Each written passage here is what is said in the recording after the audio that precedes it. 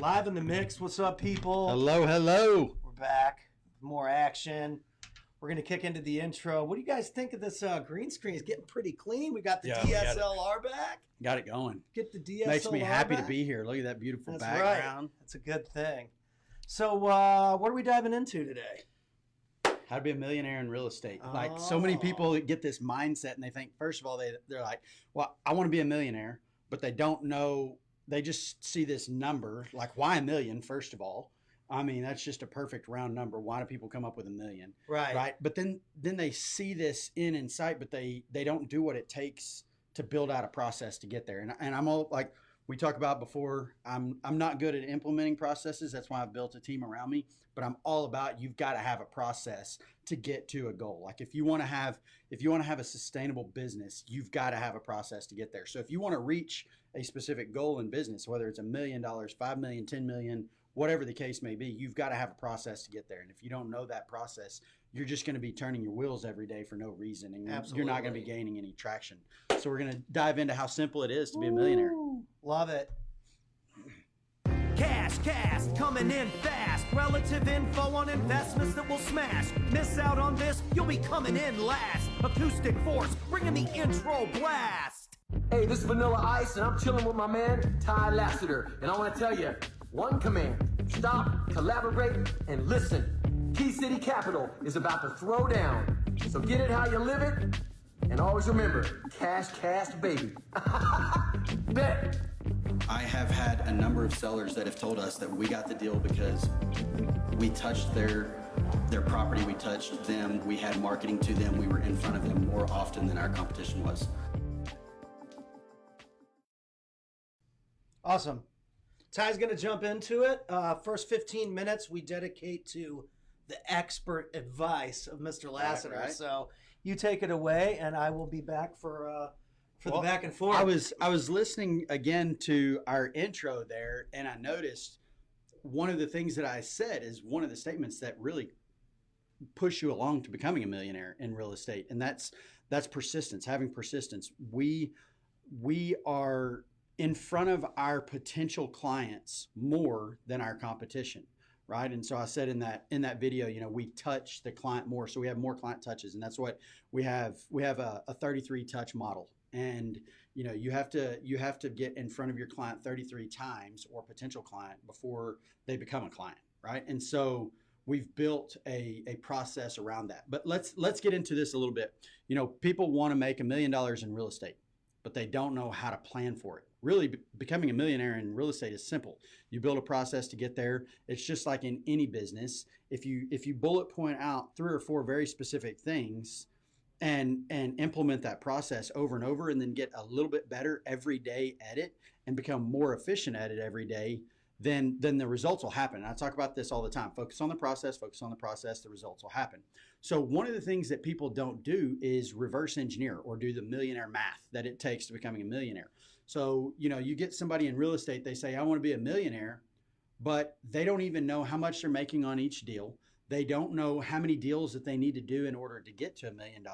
So the very first step that you've got to do is you've got to do the math. If you want to make $1 million in a year, do the math. What is your average income per deal? Okay, so if you're doing wholesaling in real estate and your average income per deal is $5,000, well then I suggest you pull out a pen and start with $1 million and then see how many deals that you've got to do, right? So $1 million per year and you're making $5,000 per deal. Well, you divide 5,000 into $1 million and you're going to get 200 deals, right? So you got to do 200 deals in a year. You got to do 200 deals in a year to make $1 million. Well, you don't want to start out and just have a 1-year goal without knowing what you need to be doing every day or every week, right? So now that you know that you need to do 200 deals in a year, well, break that down. How many do you need to do in a month? So you're going to need to do 16 and some change. So let's call it 17 deals per month, okay? So if you've got to do 17 deals per month, what do you need to start doing in order to get there? That breaks down to 4 deals per week. If you got 4.33 weeks in a month, you got to do 4 deals a week. Okay, so I know for me, I've got to get in front of at least 400 good leads, and these are warm leads, good leads, before I'm going to get those 4 deals. Okay. So in order to get in front of those 400 good leads, what do I need to be doing? Okay. And so that's 400 per week. So now you know what you've got to build your plan around. Okay. Well, let's go back and let's say you're doing a mixture. You're doing some wholesaling, you're doing some fix and flips, or maybe you're doing some rentals and you're pulling cash out, right? You're doing some cash out refis and things like that. Or you're offering some other services on top of whatever the primary real estate business that you're doing. Like for us, we've got multiple companies. We're offering ancillary products across every one of our real estate deals. So let's say that instead of $5,000 per deal, you're getting $15,000 per deal. Okay.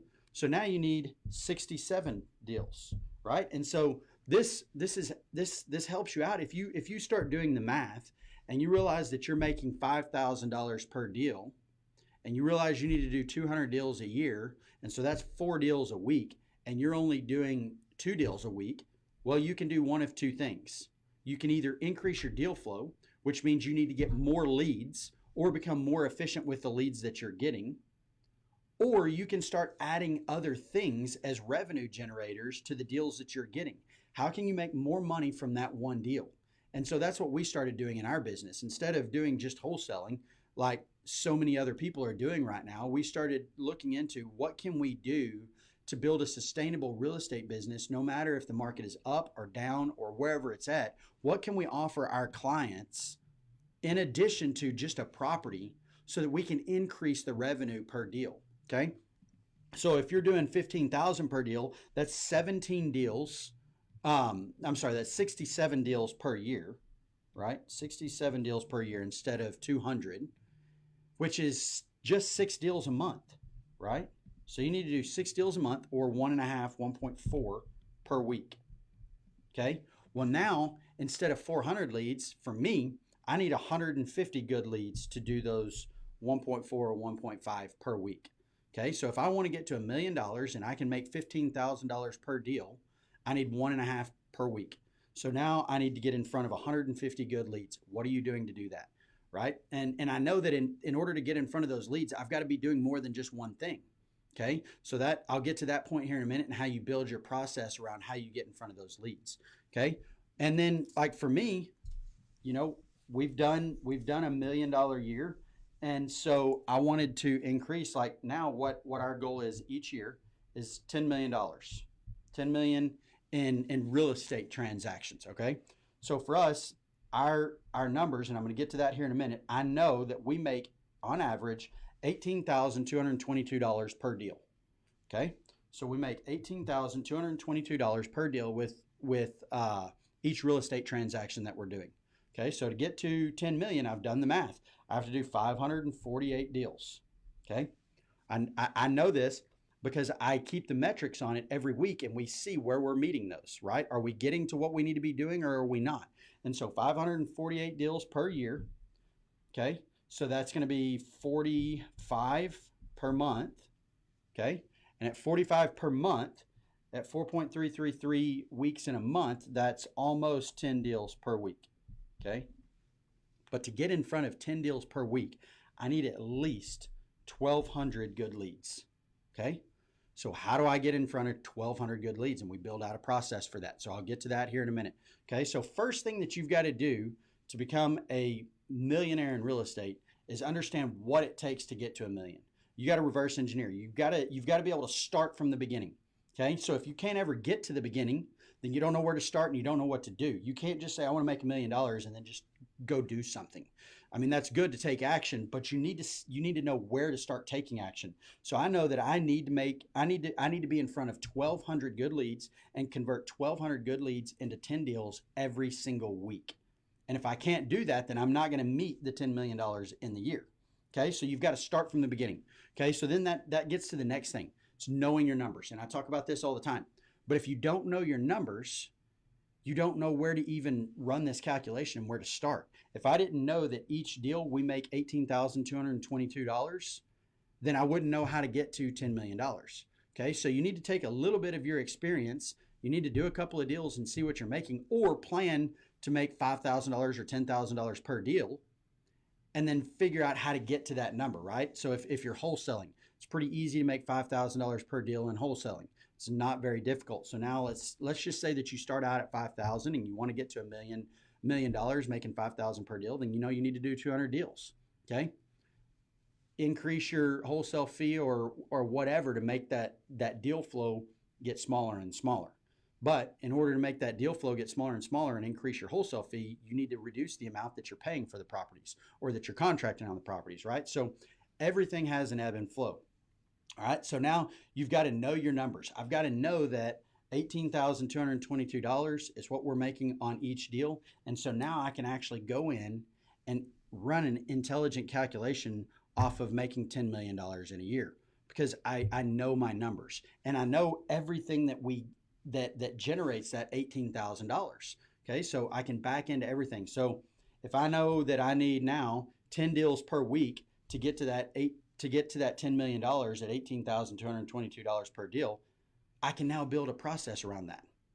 But if I don't know and understand my numbers, if I think that I can make $15,000 per deal, and in reality, I get to the end of the year and I look back and I'm only making $5,000 per deal, and I was expecting to do 67 deals to make $1 million, well, now we've lost 2/3 of that million. We're only making $300,000 because we were only making $5,000 per deal instead of 15, and we didn't know our numbers along the way, right? And so every single month you've got to look back at your numbers and see exactly what you're doing.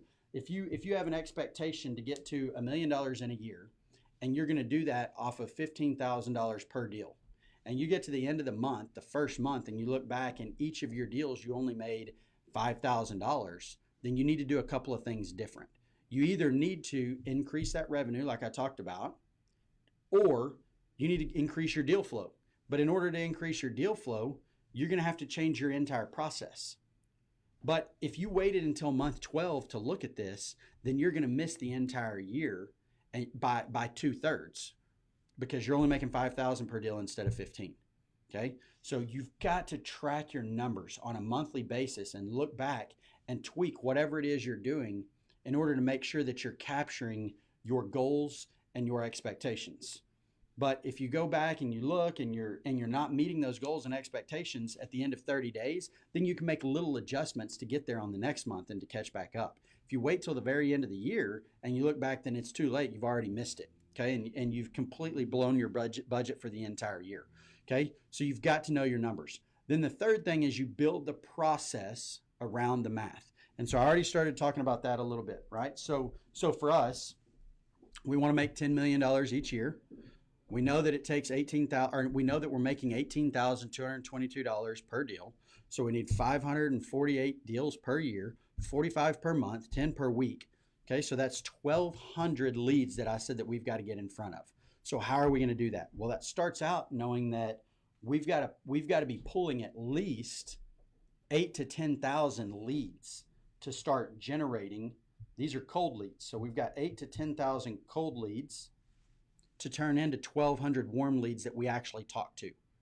Okay, so we've got 8,000 to 10,000 leads, and so we do that in a number of ways. There's so many different ways that you can get in front of real estate leads. We've got over 30 ways that we go about doing that. So I'm not going to get into that today, but you need to know that if for us, in order to get 1,200 good warm leads, we need 8,000 to 10,000 leads that we're burning through.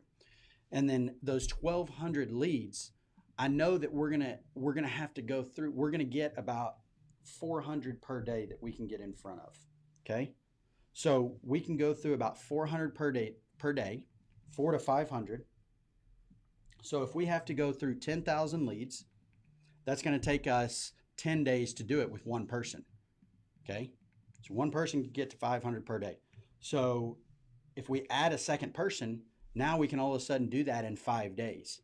However, that's 10,000 cold leads. That's going to be a lot of hang-ups, a lot of you don't talk to anybody. We have to actually talk to 1,200 people. So we need to be able to blow through these 10,000 leads in 2 days. So in order to do that, then we've got to have a 4-person acquisitions team, 4 people that are going through all of the leads, calling people, sending out the mail, creating the emails, doing the SMS text messages, We've got to do that in 2 days. So we've got a team of 4 that has to get through those 10,000 leads so that by the end of the week, now we're talking to 1,200 people. And in those 1,200, you're going to have, each person needs to have about 5 of them each day that turns into a 30-minute conversation.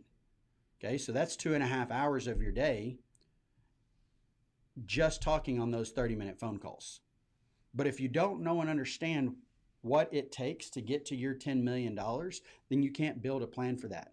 If you would have been looking at this from the beginning and saying, okay, I need to get through 10,000 leads and I can do 1,000 a day by myself, then I can do that by myself in 10 days. And then you start looking back and you realize, well, now I don't have any time to actually close on any deals, or that's just calling the people and not actually talking to them. Once I start talking to them, it increases that time. And so for me to do that, it turns into 20 days. Well, if you didn't look at this process and understand that process, you're not going to realize that you need more than just yourself to start dialing through these phone numbers. You need to start bringing in an acquisitions person or utilizing a VA that can do some of this process so that you can focus on closing the deals and what leads you're actually going to be marketing to, where you're going to market to. Like I talked about, where you pick your market, right? We talked about last week where you pick your market.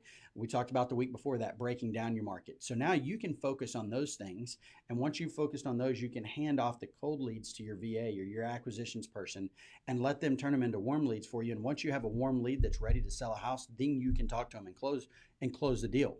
But if you don't understand this entire process, you're not ever going to get to that point, because you're going to be wasting your time running through a bunch of cold leads and making a bunch of calls that don't ever matter. And, if you're just needing to do 1 or 2 deals a month, then that's fine. You don't have to get in front of 10,000 people. But for us, in order to do 10 deals a week, we have to blow through volume like this. And in order to get through that volume, you have to start building a team around it.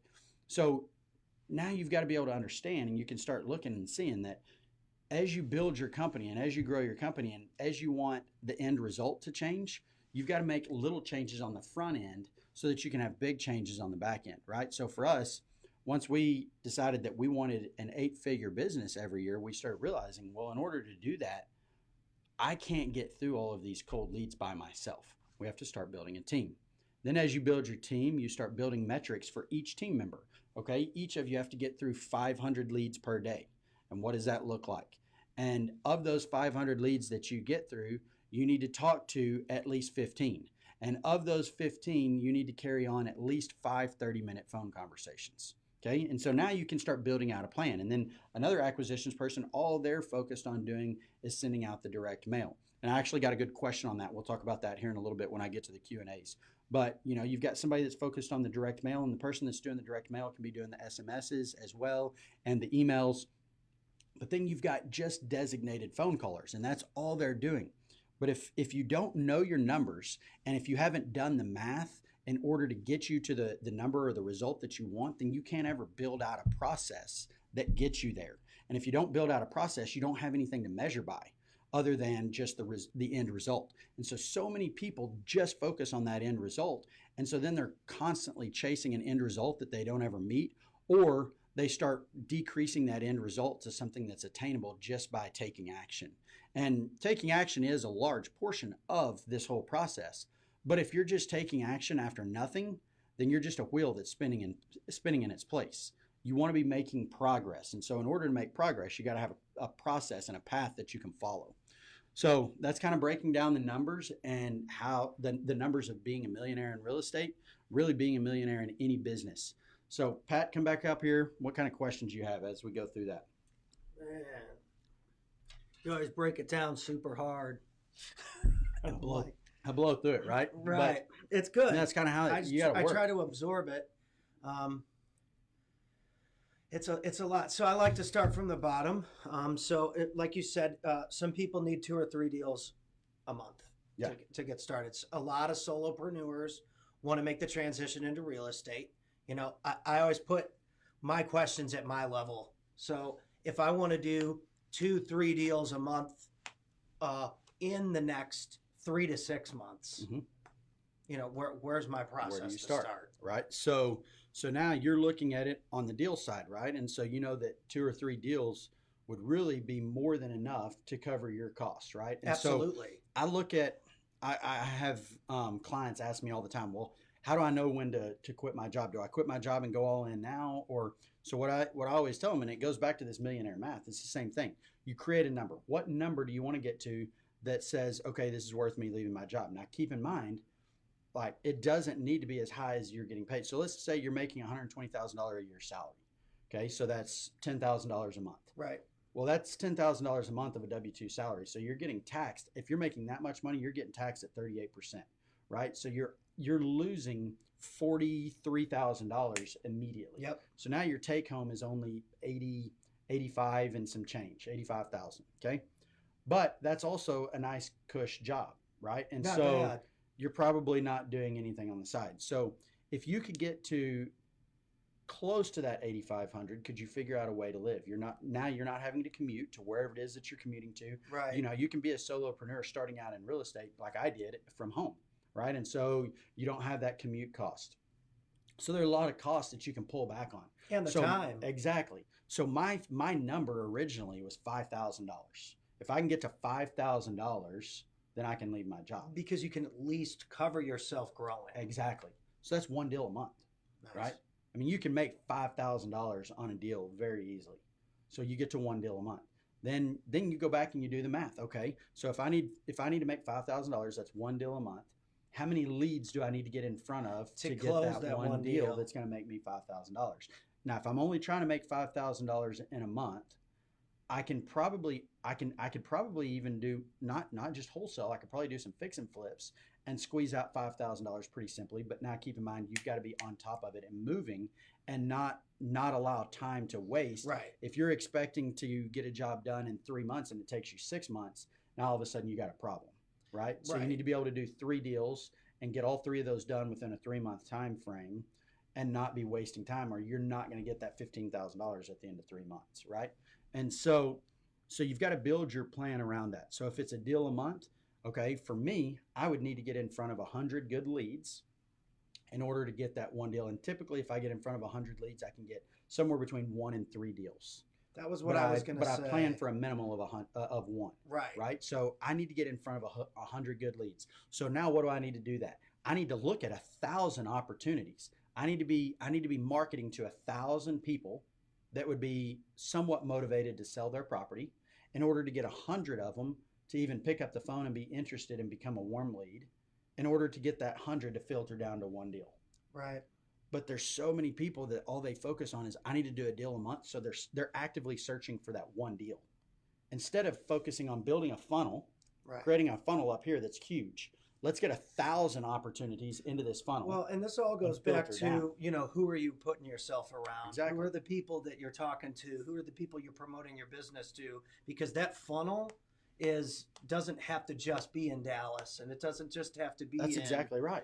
That's why I all these events and all these people that I meet and running a digital service and stuff like that. There's a lot of virtual Yeah. real estate going on right now. Well, this is in any kind of business, whether you're selling a product, a service, real estate, it doesn't matter. It's the same thing in my coaching and stuff. Like I'm not actively seeking one person to be a coaching client, No. right? Because if you're doing that, you're going to waste all your time just seeking one person. You want to create a funnel. Same thing that Apple has done with phones. You know, they've created a desire by creating a funnel early on. And that's a great example, because different people need different stuff. Exactly. I might need the iPad more than I need the Yeah. iPhone. So that gets back to marketing and branding, right? You figure out what your target niche is, and you market to that target niche, but you're not going to market to one person. You're going to market to 10,000 people. And out of those 10,000 people, Right. you get 1,000 of them that filter down and they're interested in your product. And then you get 100 people that actually, come on. If you're doing a coaching webinar, that there's maybe 100 of them that come onto your webinar in a month. Right. Out of the 10,000 that you were marketing to. Or maybe there's 100 that show up to your live event. Out of the 10,000 that you originally marketed Right. to, you marketed to 10,000, you got 1,000 that were interested. And so now it's a numbers game. Like, I don't care what, I don't need to sell to everyone. No. I need to have, 5,000 people a year that I'm selling a product to, a low-level product, to become a millionaire and selling products. Like with the iPhone, they're selling, it's a $1,000 product or whatever the case may be. If they're making, $250 off of every single one that they sell, well, I don't know what their goal is and their numbers are. How many people do they need to get in front of to sell however many phones that they need to? So then it becomes marketing. And so you've got to think about it in the grand scheme of things instead of, well, I need one deal, so let me go chase after that one deal. And that's what so many people do. They get tunnel vision and they focus on that one end result. If I only get one deal, I can focus really hard on finding that one deal. Well, same thing. Like if you get, if you sell one property or if you sell one coaching client or if you sell, one car for a car dealer or whatever the case may be, then that may be a big ticket item. Like one coaching client would give most people a pretty happy lifestyle for the year every single month if they got one every month. But if all you focused on was going out and chasing that one person, you're going to miss a whole bunch of opportunities. 10 wholesale. So you've got it. Yeah. So I talk about this in real estate and I talk about this at a lot of my events and with my students and stuff. It's like a fisherman. So a fisherman, a professional fisherman or somebody that's really good at it isn't going to go out to a new lake and just hit the water and go out and start fishing somewhere. Right? They're going to take their GPS and they're going to look and they're going to say, okay, these spots are going to collect fish. Okay. So now out of these spots that are going to collect fish, how quickly can I get there and how big of a net can I cast over that spot? And so that's what I go back to. You find Lee talks about this all the time. Who's our avatar client? Right. And so we write out exactly what our avatar client is on our real estate side for raising capital or doing property solutions for our investors and things like that. Who is our avatar that we're seeking? And so these are the traits that this person possesses. Okay, so now I focus on marketing to that type of person. But once I build my marketing around that type of person, I throw a wide net to try to collect as many of that person as possible, because not every one of the people that have those traits are going to be interested in our product. Right. So it's just like fishing, right? You get to a lake and you look at an area, okay, this type of area is going to collect fish. So now I go to that type of area. So now that's our marketing avatar. And now I cast a huge net, or I start casting different lures. Like if you're a bass fisherman, you're going to have 15 rods. I have 15 rods rigged up on our boat, and I start casting them to see what the fish is going to be biting on in that area as quickly as possible. Okay. And so now that's casting that wide net. And now that you've casted the wide net, now you're going to collect the ones that are going to be interested in your product. And that's all you need is a couple of them. And so if you've focused that way and focused on the big picture instead of the end result, then you can build the process around that big picture. Absolutely. I think it's important what you said is building that kind of end result vision of, who's going to be coming into my office? Mm-hmm. Who am I going to be doing business with 12, 24, and who do I want 36 months from now? Like there's people that I have no desire to do business with. And nothing wrong with that. There's nothing wrong with that. But that's the genius of America and business is like, you can become the president of the United States with a 46% approval rate. Right. 46% of the population votes for you. You're going to be the president of the United States. And I mean, so you don't need everybody. Presidential approval ratings are generally pretty low, no matter how they good they are. Exactly. Anyway. And so, like I said, if you're selling a $1,000 product and you've got 5,000 clients, then you're doing pretty well. Absolutely. Very, very well. Absolutely. Right? And so now, how quickly can you get in front of those 5,000 people? Absolutely. Exactly. I like and if you don't know what that person looks like, then you don't know how to market or target that person. Absolutely.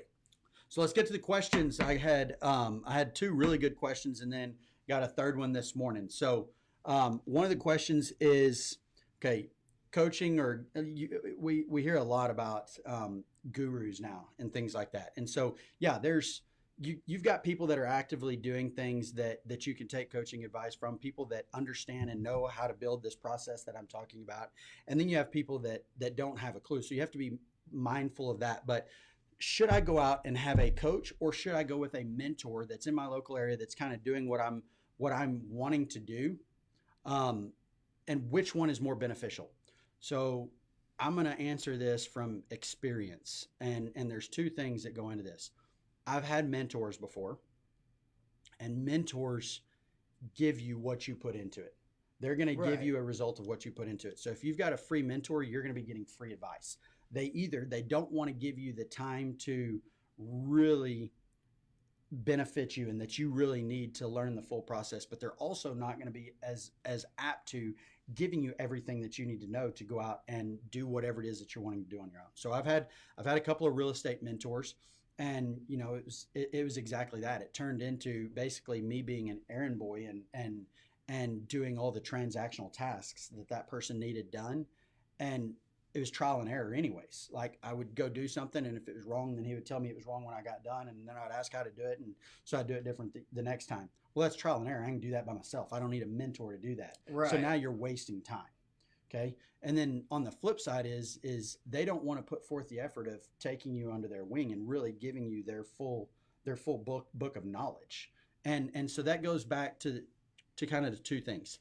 The first thing is if there's no skin in the game from you, then really you don't have any motivation yourself, and your mentor has no motivation to help build the best you.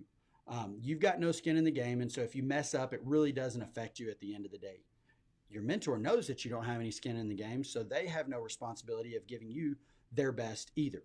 And so, really it's just kind of an ebb and flow of not really getting the process and the results that you want in that situation. But the second thing is it goes back to a coach that talked to me about this process before. It's and they referred to the Bible for this. It's 2 Kings 20:13. And so in 2 Kings, you have a king who had gone out and shown the Babylonians everything that he had, showed his complete wealth, his kingdom, and everything that he had, and how he got it. And what ended up happening was the Babylonians came in, took note of that, and then took it all away from him and left him with no opportunity after that. Okay. And so there's nothing wrong with showing what you have, Right, if you charge an equal and fair value for it. Like you don't give away your golden egg without you don't give away the goose with the golden egg without either selling the golden eggs or selling the goose. You've got to get something in return. right. Okay. So that goes back to coaching as well. Like for me, I've built a process around our business, and I know how to get to the results that I want to get to. And those results are over and above the results of what a lot of people want to get to. And we've built a process around that. We know how to do that. So I am absolutely open to giving that away, but I'm going to charge for it. And there's nothing wrong with that. And so Absolutely many people not. see that there is. And so, if you're looking at getting a mentor or getting a coach, you're going to get a lot more out of a coach than you get out of a mentor. Is same thing for me in football. When I was growing up, I knew all along that I wanted to play in college. I wanted to play college sports. And so every year I would pay to go to camps. I would pay for private coaches Well, yeah. and for private camps so that I could be the best possible me. Yeah, I did Now, the same thing with lacrosse. Exactly. And I had coaches that I could go. I mean, I went to practice every day. But how many people go to practice every day? Everybody that plays football. Everybody that played lacrosse goes to practice Right. every day. So what are you doing over and above what everybody else is doing to set yourself apart? And so that's what those private coaches do. And it's the same thing in business. I understood early on that coaches were a huge part of my success in sports and what got me into college and what paid for part of my college through scholarships. So if it worked in that, why would it not work in business? If Right. I find somebody that's super successful, go out and utilize them. And so then it gets back to, a free mentor versus a paid coach. Well, and absolutely. what value you're going to get. I'm glad you brought Lee up because Lee gives me a lot of coaching advice too. He's very chill, very level-minded, very balanced with the way he explains things and with the way he explains it. And me, I'm a slugger, so Right. I have to kind of tone it down a little bit and channel that power into certain areas. And we were talking about that, and everyone knows Mike Tyson, heavyweight champ. Speaking of sluggers, Right. And his coach was this old man named Customato. Mhm. And when Customato passed away, Mike had a lot of trouble He did. channeling that power. And Yeah. you noticed him in his personal life and in his boxing His and personal business life career. just started spiraling everything. out of control. Yeah. And he took some losses and lost a lot of money and lost a lot of friends. And he wasn't able, once that coach, that old man father figure type of channel It's the beast accountability. was gone. Yeah. It almost everything almost washed away. It's you are giving an outside person the responsibility of holding you accountable to what it is that you want to accomplish in your business. And it was the same thing, you know, in any instance that you bring up like that. So moving on, should I still be sending direct mail? It's a question that I get all the time. Like, oh, everybody's calling and everybody's doing this and doing that. But what I go back to is a couple of things. First, direct mail has worked. So why stop doing something that has always worked in the past? Now, you may make it a little bit better, faster, and more efficient, but it's something that's always worked. So continue utilizing it. But on the flip side, I talked about this at the very beginning. We have the 33 touch model in our business. So we've got to get in front of our potential clients at least 33 times. Right. Well, it doesn't all have to be phone calls. So we still get a high majority of our leads off of direct mail. So you absolutely should be doing direct mail, but you should also be doing phone calling. You should also be doing SMS. You should also be doing emailing. You should, and this is with every single business. You don't see the automobile industry. They're not just advertising on billboards. They're not just advertising on the radio. They're not just advertising on TV. They use everything, right? And so now you've got to once you've built your numbers and you know your numbers, you back into it, figure out what your marketing budget to get yourself to those numbers. If I know that I need to get in an X amount of leads, how much does it cost per lead for me? And so then that's how I build out. If I need to get 10 deals per week, I know that it's costing me about $1,300 per deal. Okay, so I need to be spending at least $13,000 too. How much money do I need to spend? Yeah, you figure out what your cost per deal is. So I need to be spending at least $13,000 per month in marketing to get in front of those deals. Okay, and so now you take that $13,000 budget and you break it down. Well, it doesn't cost me hardly anything to be cold calling. Okay, so we've got a cold calling system. We're dialing out multiple numbers at a time. It doesn't cost me much of anything to email. Now it starts costing a little bit for SMS, and it starts costing for direct mail. Direct mail is obviously the most expensive, but it's the most consistent. You can be very consistent with it. And so we build out our marketing budget based around that. What can we fit into it in order to get in front of the leads that we need to get in front of? So absolutely, you should definitely be doing direct mail. You should be doing everything that you can be doing. And then the last question that I got, it was a good one from one of my acquisitions guys, Evan, one of my favorite guys, young kid that is doing whatever it takes to be successful in his life, and he's doing very well at it. And he asked, what are 3 books that I recommend and why? And these are going to be 3 books. They're each very different, but they come back to a philosophy that I'm very strong on, and that's abundance versus scarcity.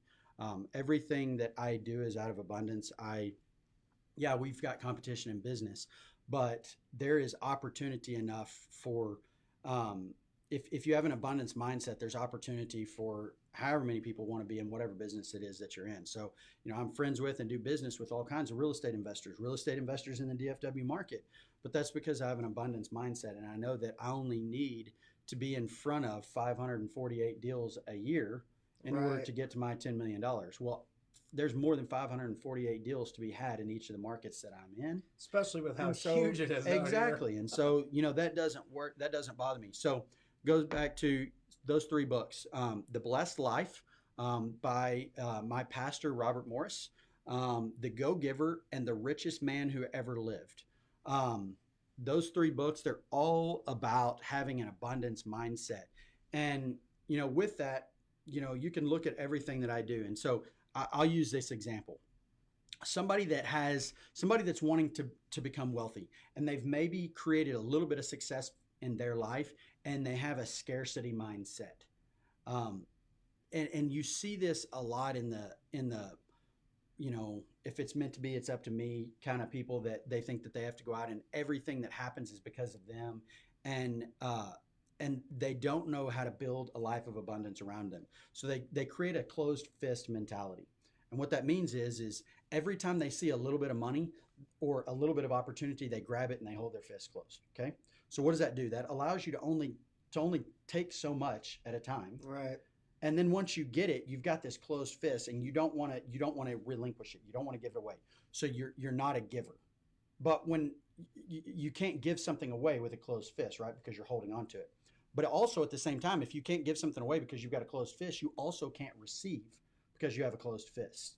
So if I have $100 bill and I try to and I give it to you with a closed fist, you're not going to get it. We can't even do. But I also, if you had a $100 bill and I had something that you wanted, I can't take it because I've got a closed fist. There's no transaction, right? And so it's a giving mentality. And so I do that in everything in my business. We've created a team and a business that is a giving mentality. We want to give and provide as much opportunity as possible, and give chances and opportunity wherever those may be.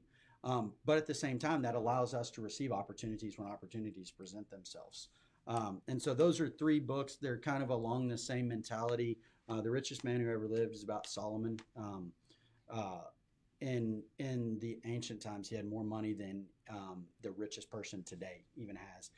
If you took his money then, it was worth more than the most wealthy people now in today's dollars. So it's a very, very interesting book, very cool book. He's on some Amazon. Exactly. Bezos, Jeff Bezos. Exactly. Bezos Exactly. I like So, it. Anyways, if you have any other questions, definitely shoot them over to me. I had a few this last week I answered. One of my favorite guys, Yogi, had some questions for me this last week, and he's amazing. And he actually sent me a question. I happened to be checking Facebook messages, and I get a bunch of them, and I noticed that he had sent me one a couple of weeks ago, and I hadn't responded to it, but he caught me while I was actually going through messages, and I was getting ready to walk into a negotiation on a deal, on a multi-million-dollar deal that we were working on, and I was walking into the meeting, and so was kind of able to tell him about that and stuff. So yeah, if you have any other questions, shoot those over to me. I'll try to answer those as quickly as possible. I dig it. Other than that, we'll Rock catch you and next roll. week. I'll be in I'm going to be in the UK next week. I'm headed to Florida tonight. We're going to rough the storm. So I'm actually going I've got coaches still, so I'm going to meet with one of my coaches tomorrow in Florida, and he's on the West Coast, so it's raining, but it's not bad. Backup squad next week, me and Boone? Or No, we'll we'll figure something out. Oh, okay, cool. We'll talk about that. But yeah, headed to Florida, and then from there I leave to the UK. I've got some events that I'm doing in the UK. So rock on. We'll figure out a plan for next week and what we're going to do for that. Sounds good. All right. We'll see All you right, guys next week. Thanks.